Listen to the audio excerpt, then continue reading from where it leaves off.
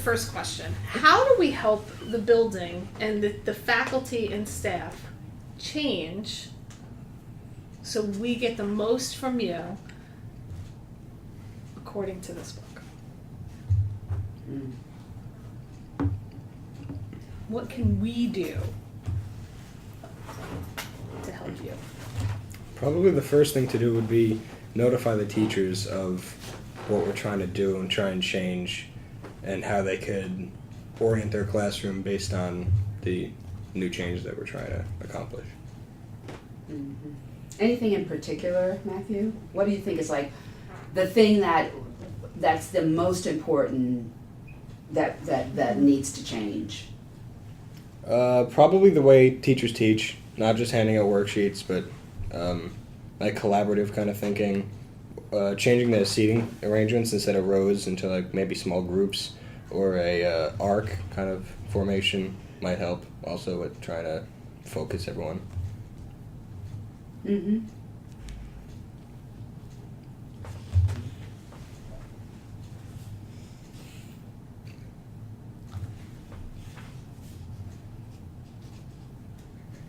Don't all join in at the same time. No ideas? Well, along the lines of doing group work together and stuff, I feel like there still has to be like an individual sense to it, because a lot of group work is carried by one person, and a lot of kids like don't learn. They just kind of copy answers, or like, oh, that makes sense, and like do the same thing as them, like worded differently. But like groups are work after you learn the topic, and then you guys collaborate and use what you've learned to do something. I feel like learning as a group is harder. I don't know. It depends where I am. I prefer to work individual, just because like there's more freedom when you're working by yourself. I just like having my space. But like you were saying, like when you do group work, it kind of, I feel like it stunts individuality in a sense. So if we do group work, I think it should be like a creative type of piece where we can all have our space to be able to let our own individuality show within the group and within the project. But yeah. So if you're doing group work, how does a teacher go about assessing the work that you do? Well, it depends on what the group assignment is. Like a lot of them are presentations or like posters or something, like a big project.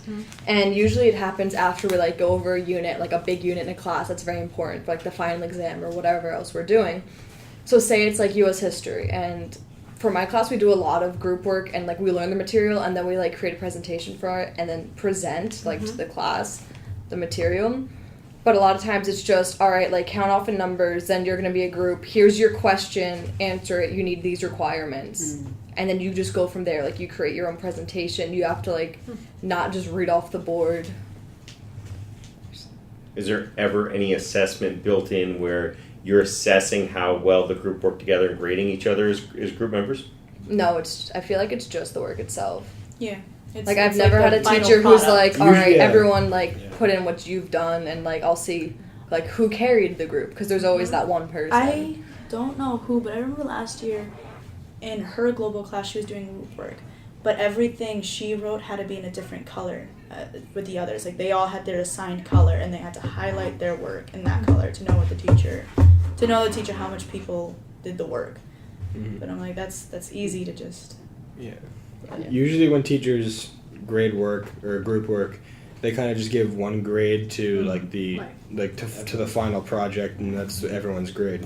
Unless it's like blatant, unless it's like obvious that one person in the group if one person's just sitting there. Yeah, like obviously this is just gonna be like okay, but it's pretty much just the final product that you. So is there a way to teach students to collaborate more effectively? I feel like you have to start like when they're like little, like younger kids, because it's skills. Like you just, as you develop, you need them. To share with you. I was in CV Star today.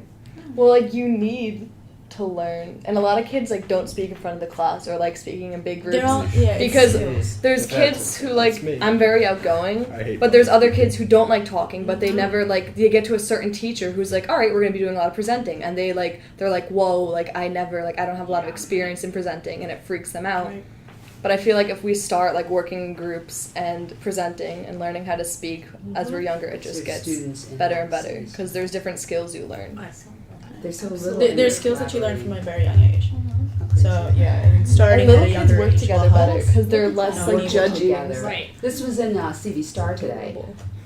They're so adorable, but let me tell you, they don't really care. Like when adults walk into the classroom, they look up at us for a minute, like not even a minute, a second, and go back to work. There's students here who were explaining like how they analyze work. And they were using sophisticated language, and it didn't matter. Like the seeds had already been planted, and there are just tons of these. Like there are just tons of these examples all over the building. And when I think about this and I think about what you just said, it makes me sad, because it kind of reminds me of this passage in chapter 3, which I'm going to read to you, and it's very connected to what Ms. Hoyler said. Student after student, in school after school, spend their school hours bored, covering irrelevant material, doing mindless tasks, taking far too many ill-conceived standardized tests, and having the creativity and innovation schooled out of them. Our focus shouldn't be to give all kids equal access to the same bad education. We need to reinvent education to give all kids a fighting chance in life. That's page 58 in chapter 3. Sounds like that's what you've been talking about. Yeah. Well, even with math, like the way we learn math, like the teachers have to teach a certain way, otherwise we're gonna fail the Regents and stuff, which sucks because a lot of the material, it's like it would be better if you worked like with a seat partner or something. Well, my teacher does it. I have PACRAD, and he has us like we're like sitting next to 2 or 3 people, and he goes, "Well, ask your partner. Like you guys can figure out a problem together, and then go on and like see if you need your partner's help, they'll help you. But if not, you can work on your own." Which is like a good system, like considering he has to teach the Common Core. Mm-hmm. Do you think that do you feel as though you have, I have a sense in just walking around, and I don't know if Mr. Lamoureux, Ms. Gosh, and Ms. Hoyler have the same impression, that students by and large are pretty creative and you're a lot smarter than you would like for us to think. You're very smart. Yes. You are. I'm not sure. Think about myself. No, you just are. like Now, not in group. books, not in like how high a score you have in algebra or pre-calc. Not that. I'm not talking about that. But just in general, you're thinking about a lot of things. You have a lot of great ideas. I don't think we tap that as well as we should. Do we? What's your impression? What do you think about that? Am I wrong? Right? What? Well, in the course, like, there's a set things that we have to learn from that course. So basically when we take, like, social studies or something, there's no way for us to be like, oh, like, here's a creative new idea. Like, we're not researching in the field. We're just learning old information. Yeah, I think that in the majority of the classes, I've always seen it as, like, when I go to a class, I'm there to receive something, not really to give anything. Like, it's very rare for you to get to a class and have them be like, give us your original, unique, like, cool ideas. Most of the time I sit down, I'm like, okay, teach me. Let's see what's new today. I don't think it's very much of Well, that makes sense. Yeah. The classes we have now are those kind of classes. Like, you need to learn the material. Like, even, like, when you go to college and stuff, like, there's no, like, we'd have to reinvent, like, a new course for that to happen. Because you can't, like, take global and make it, like, a creative, fun thing. It's just going to be... I mean, you could do, like, fun, like, make it more fun to learn. Yeah. But you can't, like, become original because it's all there. I think that we need to incorporate that. So I think at the same time as we learn, like, certain things and we need to know specific stuff for tests, we can incorporate our original ideas and, like, advance on them. So we have one course where we do that, and then, you go to your next class and you have to learn geometry and, how do you be proving a trapezoid, but then To make something. No, what is the purpose of geometry? Don't you need to know that for some real purpose? if you go into a specific field, Like guess, what? Like, but- tell me, what do you think, based upon your Mathematician. experience? What do No. you think the purpose of, what problems could geometry help you solve? Architecture. There you go. Yeah. Yes. There you I go. was just in a geometry class, Yeah. and they were doing parabolas. in real life, like where can you find parabolas? What are you saying there, Julie? I have trouble in geometry. That's what I was saying.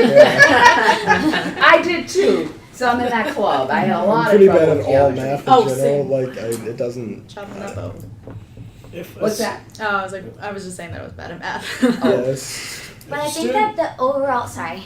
If a student has a different idea of how the teacher's teaching the class, and because they still have to learn the material, but if they have an idea of a new way, they don't have a place to go to express that idea. Because if they tell the teacher could always Get Just you ready for the refute it. test. Just not care. they can Or they could use it like in the next year study, but it's not going to happen. not and gonna you're not happen going to be in this that class next year. Yeah, exactly. My sophomore year, I took, we had this thing called active physics, which was like a regular physics class, but without the regions. And it was the most refreshing thing I've ever done. With Douglas. Yeah, no, I had, what was her name?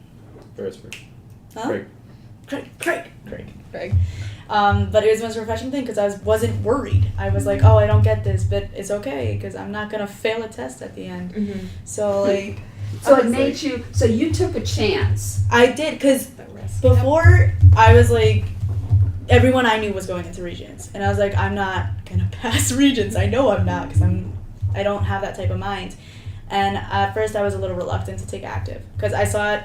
It's gonna sound obnoxious, but like I saw it as a kind of a step down, I guess. But when I got there, I was like, oh, this is a physics class.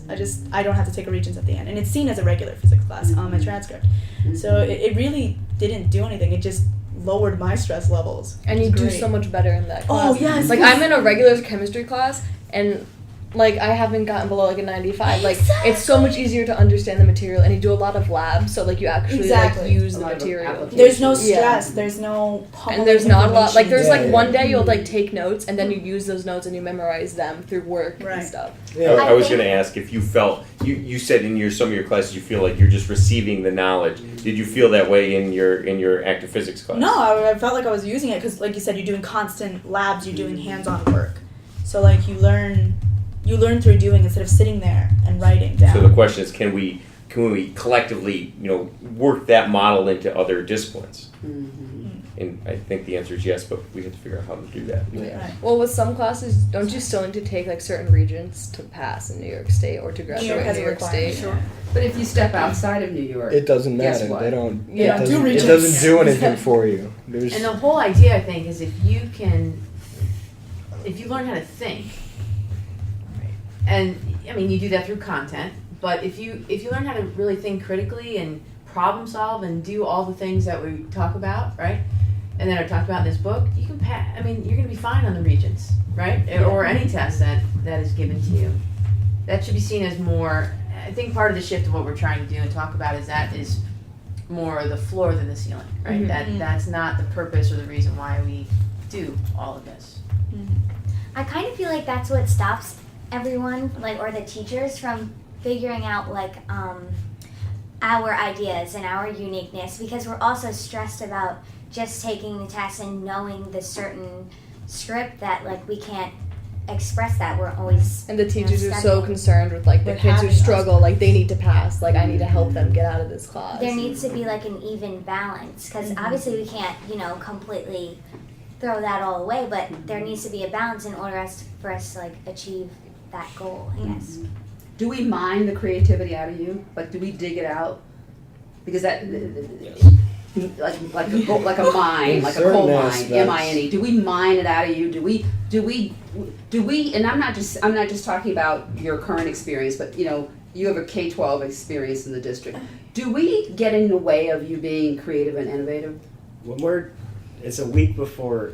If you're a week away of a test, you have all you're focusing on is studying. Knowing. You just, like, sit and you read the Yeah. same thing over and over and over. Like, And, like, on your brain gets on trained top of to do doing the normal work that you would Exactly. receive from. And you don't so have like Yeah. when the AP creative time. when AP week comes around, I'm pretty sure our teachers don't care if we have new philosophy ideas. I think they're pretty much like, So it's not about the thinking. It's Yeah. not about No, so critical thinking and creativity go out the window because the test is the king. Yeah. but I mean, like, because- but I think we Before the also test. feed into that as students because we have that like preconception like, oh my god, we gotta pass. So I know I'm a crammer. I'm sorry, but I am. So like I have my textbook there constantly the week before, and I have no mind but it. And then we have to do our regular work on top of it. And Like- So no matter how much creative thought you give your teacher through the school year, nothing's gonna change the New York State test. That's the thing. Why is it that we're cramming though? Because like I'm a crammer too, trust me, I get it. But I only do it because I'm constantly always worried about like smaller tests or like other things throughout the school year, or like just going up to a certain test. That when I get to it, I have to cram. Tonight, I'm going home to cram for a test tomorrow because every other night I've had homework all through the night. So I think that like if we can work on not focusing on test, we can just relax and get through the year, you know, Having a everyone slower up to date. having a slower pace and less work might be advantageous for us to learn more about the subject that we're trying to do. So instead of maybe less work, could Less we shift busy it to work. think of less Because- content Yeah. and Well, learn less that busy content? work. less like busy, like she said, busybody work. Because like A lot of the busy work, it's repetitive and it doesn't help you. Like it just like annoys you, and it's like, all right, so I have to do this like big paper tonight, plus like 3 other hours of homework, plus work, plus sports, plus whatever else I'm doing with my time. And there's this one sheet, and it's like half an hour of your life that you could be doing working on this essay, or going to work, or practicing for a team, or college applications, or studying for the SATs. There's so much to do. And that's not the material you're going to come away 20 years from now. You're not going to say, be like, oh, You never wow, what did remember that Teddy word. Roosevelt Good say? Oh yeah, good thing I remembered how to do that one this. street Yeah. worksheet. Oh man. Oh, saved my life. No. And Dr. I'm Henning, so glad I know how to rationalize the denominators right now. I'm super happy. Dr. Henning, as a point to your intelligence earlier, you spoke about their intelligence, and you know they're adapting to what kind of system we're putting forward. We you know, as teachers say that grades are important, so you know they're cramming for that test, or they're working on that assignment that's worth all those points. You know, that's a system that we've developed that you're smart enough to play to. You know, You've so. adapted to. That's one of the cross-cutting competencies in our strategic coherence plan, adaptability. But this is not the example. This is the wrong type of adaptability. Example. But what's interesting is, I mean, I love reading about a lot of the innovations that, some of the innovations that are, still evolving. So drones, for example, the drone technology is still evolving, but it's also morphing into other usages. So remember the Super Bowl? Mm-hmm. All those lights, that was drone technology. That was 400 drones producing all of those lights. Isn't that crazy? Mm-hmm. Crazy. And you have the integration of, Lady Gaga and her talent and artistry, right? And then the drone technology. Who knew it? Someone came up with that drone technology. Right. Somebody came up with that. But you're going to have to operate in that arena. That's your playing field. That's your play box, your sandbox. It's exciting. It's terrifying. I'm like, ugh. It is. And what I shudder about is that how quickly we can move away from everything is about the test to a place where everything is about how on earth would you do that? How could you think about an existing technology or a new technology or do the 20 times project that's happening? I think in some of the classrooms here, are you in any of those classrooms? I'm sorry. It's at Wells Middle School. The 20 times project is a derivative of an innovation at Google. It is here as well. It's here as But well. it not widespread. It's robotics. It's We have it in tipping in robotics. Dr. Kozlinko's classroom. Okay. But the 20 times project is about having 20% of your time, if you were Google, 20% of your time, paid by Google, is devoted to thinking about having time to be creative and innovative. Can you, isn't that crazy? Passion-based learning. That's cool. Crazy. And that's something that, you guess what came out of that time? Gmail. Which is Gmail brilliant. came out of somebody's 20% time, or 20. What was the other? There's other things, because Google Mr. Classroom, Lamoureux right? knows about Classroom, that. and I think that The most whole of the bunch G of Suite that. environment. All of that came out of somebody's 20% time. Nuts, right? Mm-hmm. So what I shudder about is, so how can we move the system? Yeah, there's going to be a test. It's like, in my mind, and this is, of course I can say this, I'm like, oh, there's a dinosaur, so I can be a little flippant. You guys don't have to agree. exams, Regents exams are like a DMV test. You won't be driving, so you won't even need to take a test in the Department of Motor Vehicles. I'm driving. So you've taken that test, right? Yeah. It was easy. It basically was me like the day before, like looking at the It book, was like, me all the right. day I of, took fine. like a No, couple no. of online quizzes. I read through the entire book, took the Just test, I'm like, wow, I used none of that information. Yes. And then And I'm then when like, you're actually what's the point of that? you have the little typos.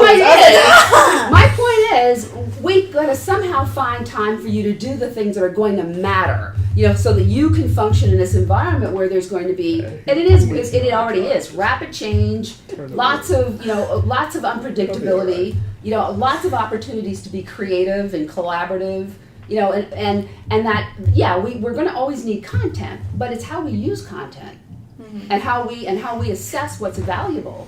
And that you can have this test that you can take, but the rest of your world doesn't have to be constructed about, around that test.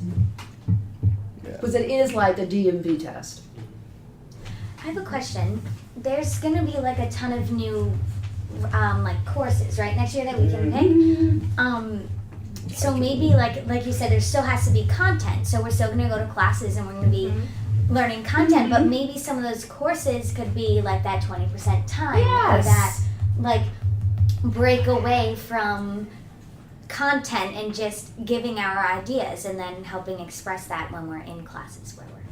So what you're saying, Julie, and I don't know if Ms. Hoyler, if that's part of the plan of that time, that students could actually have 20% time in the course of that time to be innovative, create So something. even the mini course, the mini courses are It's all about that. designed to find something that piques your interest, and then signing up for that, and then you have the time. You have that 5-week period of time, a half hour every day, where you can choose to work on a project, or you can choose not to work on a project, or you can choose to listen to music, and so you can kind of design your own pathway. And not only are there different courses, but the teachers have been specifically told that they need to change the approach in the course. It's not good enough anymore just to say, I'm teaching Global 2 and turn to page 65 in the textbook and let's read along and let's answer the questions at the end. It really should be about those big ideas. And then we might as well just give you some some courses online and say do that and get you to critically think. Everything taught in Global 2 is really a reflection about what's happening now. It is all around the world. Every single thing. It's all about change and revolution. You can teach an entire course about change and revolution and actually have students critically think instead of let's just memorize some dates. That's the tragedy, right? And that's the switch. That's the tragedy. And it's still learning the material. You still come out of a course like that knowing exactly what the impact of a French Revolution is, or the American Revolution, or any revolution. But you might not know the minutia because you can Google all of that. So you're going to remember it anyway. But you know enough of it to give all of that background detail when you're sitting for a Regents. Right. And you just have to flip the approach. The approach has to be flipped. And that's what everybody's been told to focus on. How do you flip your approach? What do you do differently? What's the so what? Why do you care? With geometry, who cares? What is the who cares? What is the why? We're doing geometry. And that's so fascinating because, in New York City, you probably, if you've been in New York City, you've been over an old bridge, okay? That's how you get to the city. All of those bridges are in some state of disrepair, okay? I don't want to scare Do you think about that every day as you drive back and forth? No.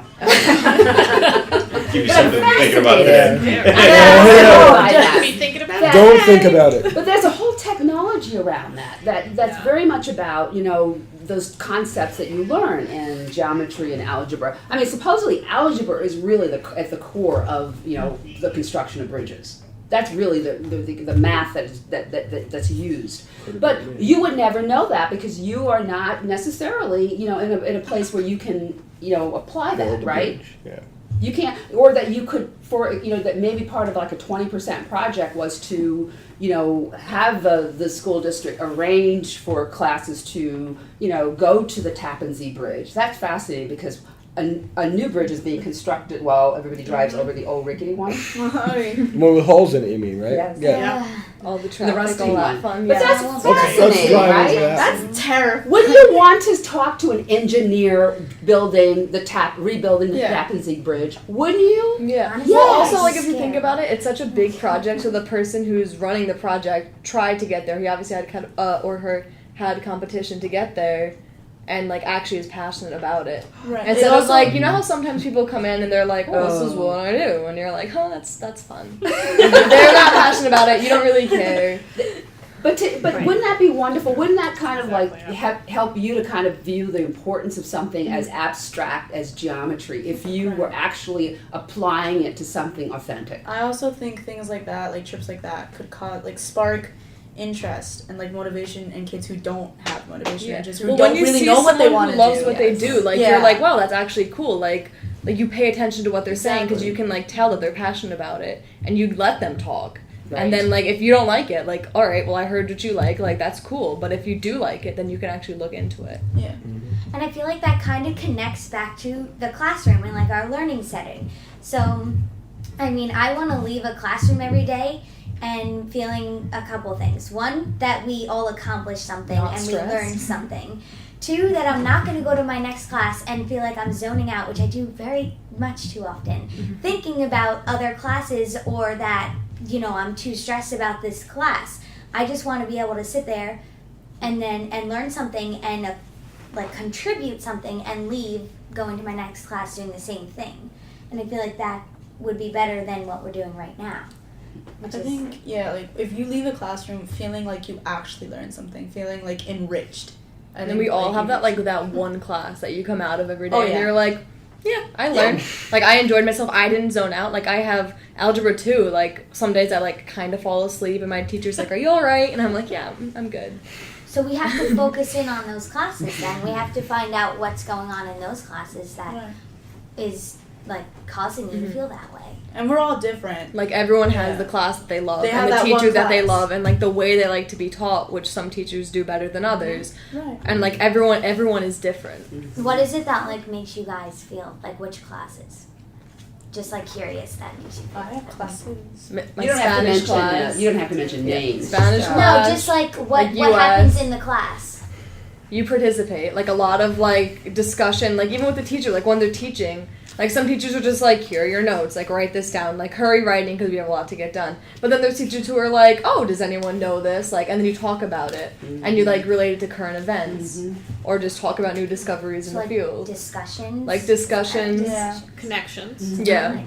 Giving the opportunity to let your opinion show. Like, When you learn yeah. something actually interesting. Yeah. Like, there's always those days and, like, history where it's like, all right, the teacher's like, I know this is the worst topic in the world, but the Regents loves to ask about it, or the AP loves to ask about it, and you're like, all right, and everyone's like, all right, this is going to be a boring day. So And then it's it's like World Yeah. War II, That's and funny you're like, because yes. sophomore year when I was in AP Then you got the war. It's not exactly good. Yeah. World War II is pretty It's not good, but like in it's like interesting. Yeah, it's fun to learn about. I got Not good. yeah, no, in AP World, I remember Mr. Mullane was like, "You're not going to read the chapter on Africa, because it's boring, and no one asks about it." All right, South America. That's literally what happened. He walked in, he was like, "We're not doing this. Next." And I was like, And, like, he's "Thanks." been teaching it so long where he's like, all right, this is what the AP is going to ask. I know what they're going to ask about this. Like, this is what you need to know for the test. Like, we don't learn, like, actual information. Like, we get taught to the test. Right. Yeah. So it's only the classes where you're really contributing is that, like, you're having fun. Yeah. Yeah. See, here's the one thing. Like, I don't know. Like, in my AP Euro class, my teacher, like, he tends to take a lecture form, but he does it in a way where it's entertaining. Like, he's a very charismatic speaker. So, like, I find myself feeling, like, enriched and, like, I'm learning, even though I'm not in a Socratic seminar. But I think it depends. I think, like, it's one of those things where the teacher matters when you The become a teacher lecturer. does, like, really matter. Yeah. Because there are people who, like, even when they're teaching, even if they're just like, hi, I'm just here, this is my job. But they actually care about what they're saying. Hi, Like- my name is, and I live Yeah. my life. Yeah.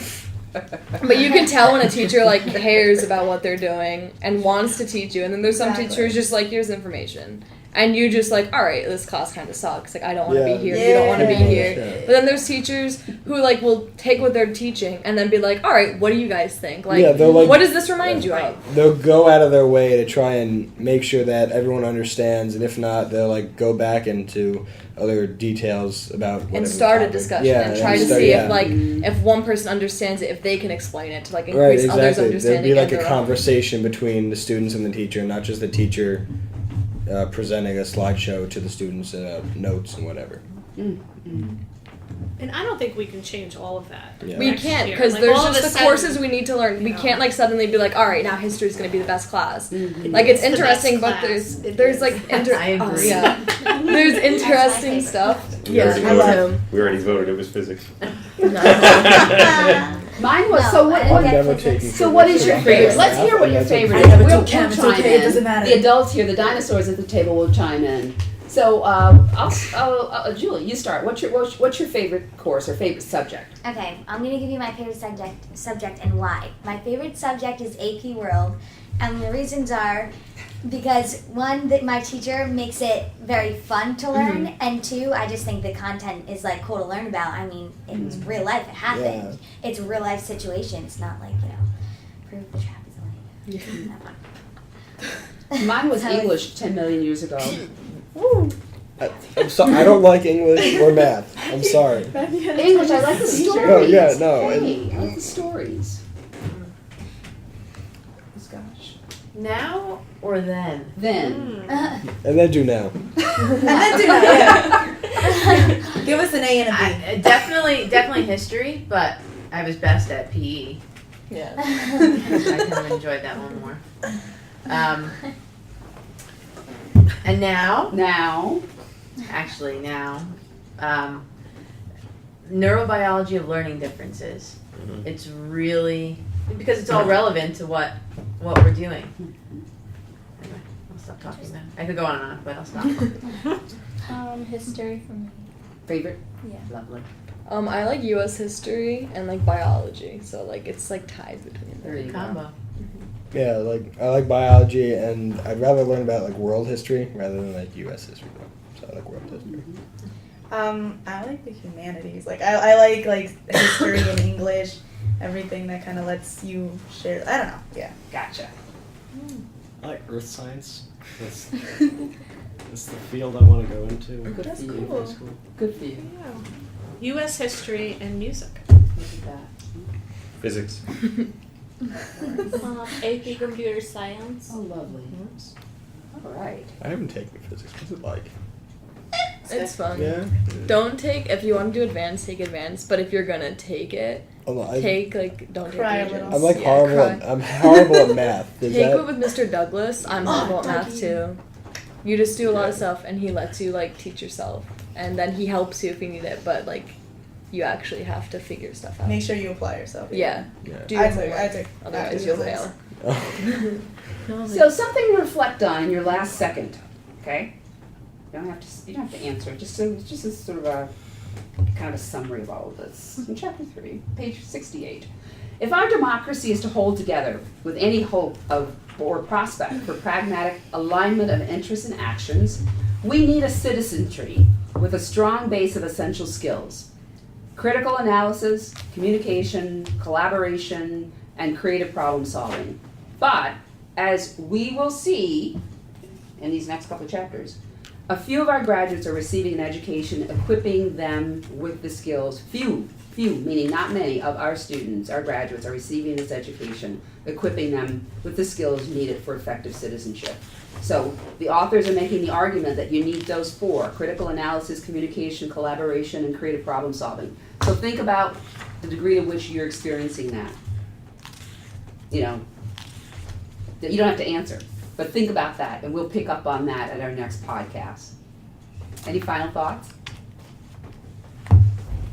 So you're gonna come back and talk to us about, so Mark, dog ear, your page 68. This isn't much good. And it's that paragraph just before that last paragraph. I want you to come back and tell us how often you've experienced these skills of critical analysis, communication, collaboration, and creative problem solving since from now to the next time we meet. So you have a month to get it. So work hard. Anything further? Well, thank you all again. All right. Thank you. Thank We you. enjoy spending our time. This is a highlight of the when we approach this time. We really enjoy it. Yes. It's really a highlight. Wait, Matt, what do you want to do? Thank you so much.